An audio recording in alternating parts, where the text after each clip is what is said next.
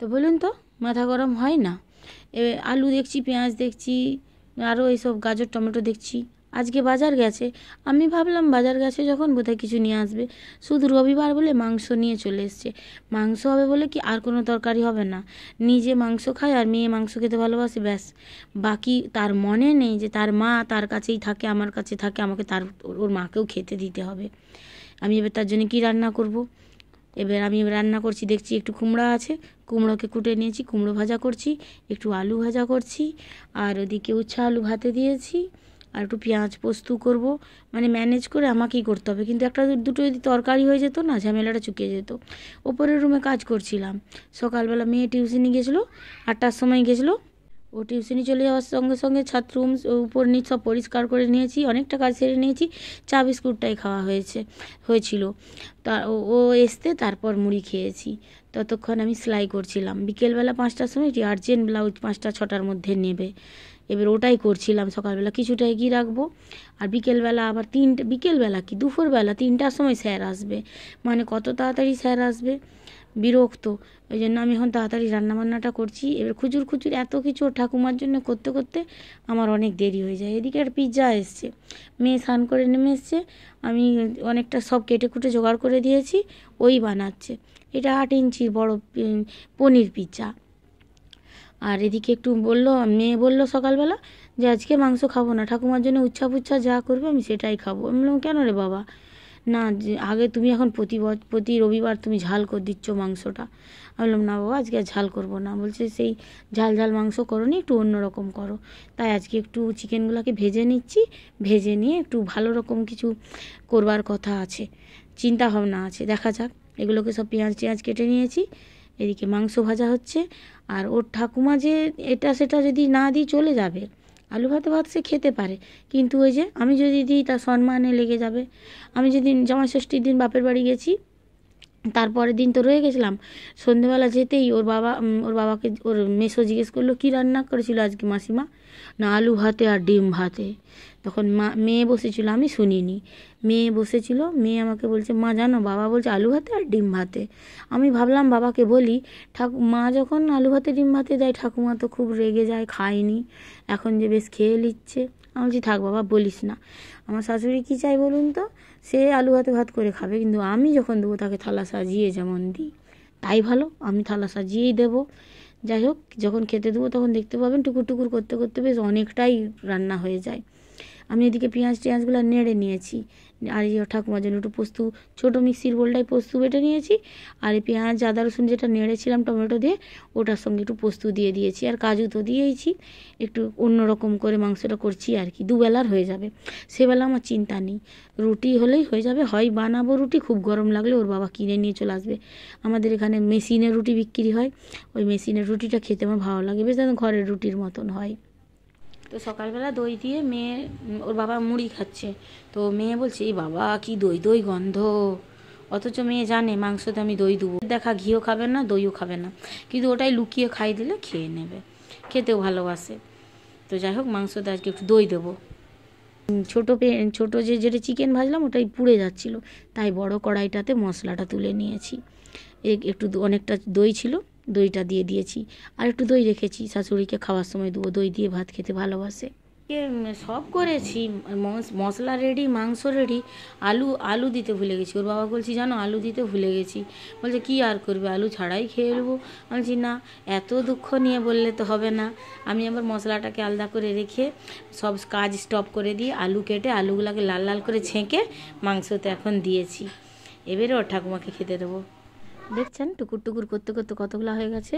এদিকে কুমড়ো ভাজা, এদিকে আলু ভাজা করেছি, উচ্ছা আলু ভাতে দিয়েছি, একটু কাঁচা লঙ্কা দিয়েছি, আর কাঁচা তেল, পেঁয়াজ দিয়েছি, দই দিয়েছি, আর এদিকে পেঁয়াজ পোস্ত দিয়েছি।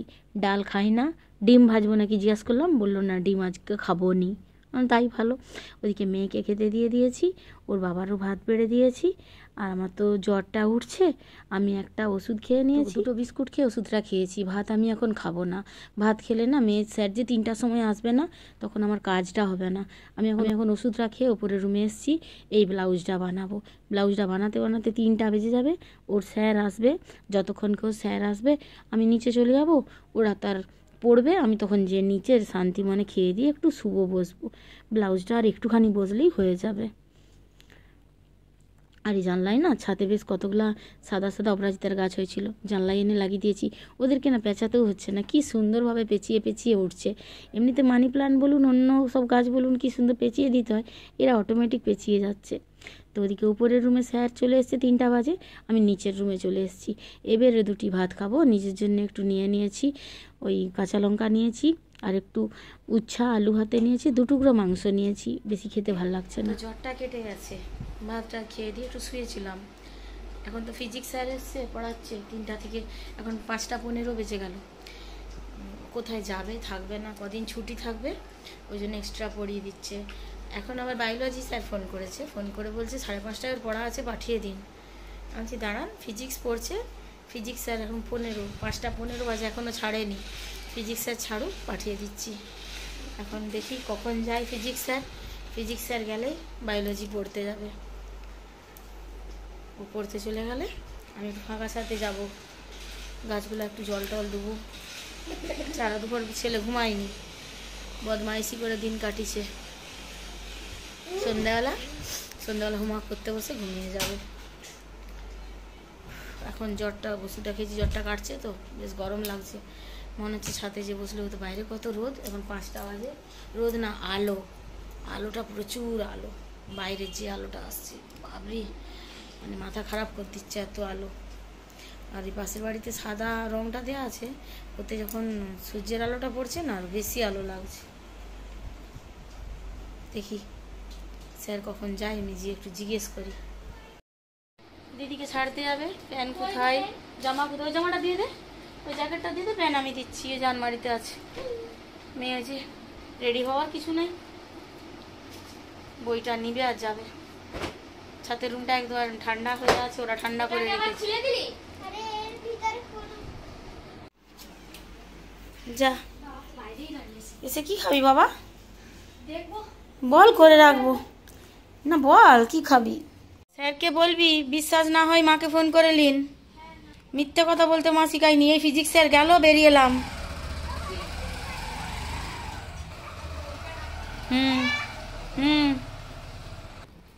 এই গ্রিলটা, এখানে গ্রিল ছিল না, এখানে একটা জাবরি ছিল। গ্রিল তো পড়তে চলে গেছে, উপরের রুমে একটু আরাম করে বসছিলাম, ব্যাস অর্ডার এসেছে, নিচে চলে এসেছি। এর একটি অর্ডার যেতে কমসে কম আধ ঘন্টা সময় লাগবে। রেডি হবে, ডেলিভারি বয় আসবে, নিয়ে যাবে, যেতে যেতে আমার চা খাওয়ার সময় হয়ে যাবে, মেয়ে আসারও সময় হয়ে যাবে। রাতের রান্নাটা চিন্তা নেই, এটাই বড় কথা। আমি রুটি আনাবো, রুটি, এই রুটি আনবে আর মিষ্টি এনে দিবে মায়ের জন্য। এ কেনে বলছে, কেনে রান্না নেই, মাংস আছে গো, মাংস হলে বেশ চিন্তা থাকে, নিচেওয়ালার কী তরকারি করবো, একটাই আমার। এখন তো দেখো না, সুইগির মতন টপ টপ করে ডেলিভারি বয় দিয়ে দিচ্ছে, অর্ডার আসার সঙ্গে সঙ্গে।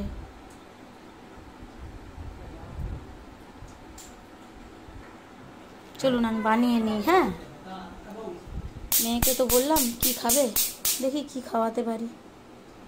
ওর বাবা তো বলছে কিছু বানাতে হবে না, তো গরমে আমি কিনে এনে দিচ্ছি, দেখা যাক। ওকে আনতে যে কিছু বোধহয় নিয়ে চলে আসবে।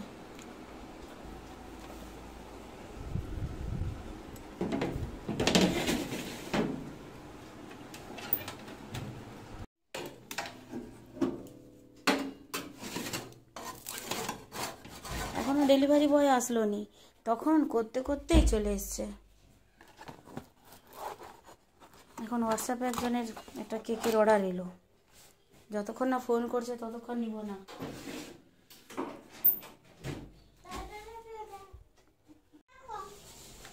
আমি দেখছি তাই যে তুমি কতক্ষণ আমাকে ওয়েট বলতে পারো। আমাকে দেখাচ্ছে আমি নাকি দিইনি, ডিলে, তাই ভালো।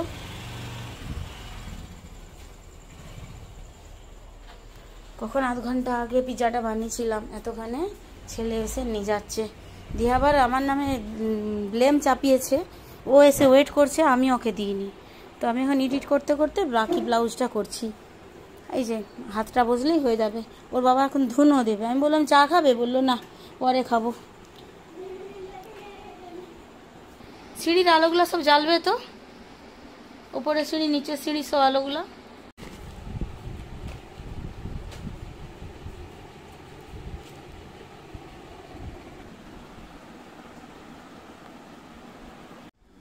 যে রোলটা নিয়ে এলো ওটা খাইনি, আমি এখন চা বিস্কুট খাচ্ছি। মাথাটা এত যন্ত্রণা করছে, আর ব্লগটাও বাড়াতে পারবো না। রুটি নিয়ে আসবে, রুটি খাওয়া হবে, আর মাংস আছে। আমি খেয়ে দিয়ে, চাটা খেয়ে দিয়ে একটু শুবো, একদম রাতে খাওয়ার সময় উঠবো। এত মাথা যন্ত্রণা করছে, কান্নাও পেয়ে যাচ্ছে। আমি ক্যালপল খেয়েছি একটা, তাতেও কমছে। চলুন ব্লগটা আজ এখানেই শেষ করছি।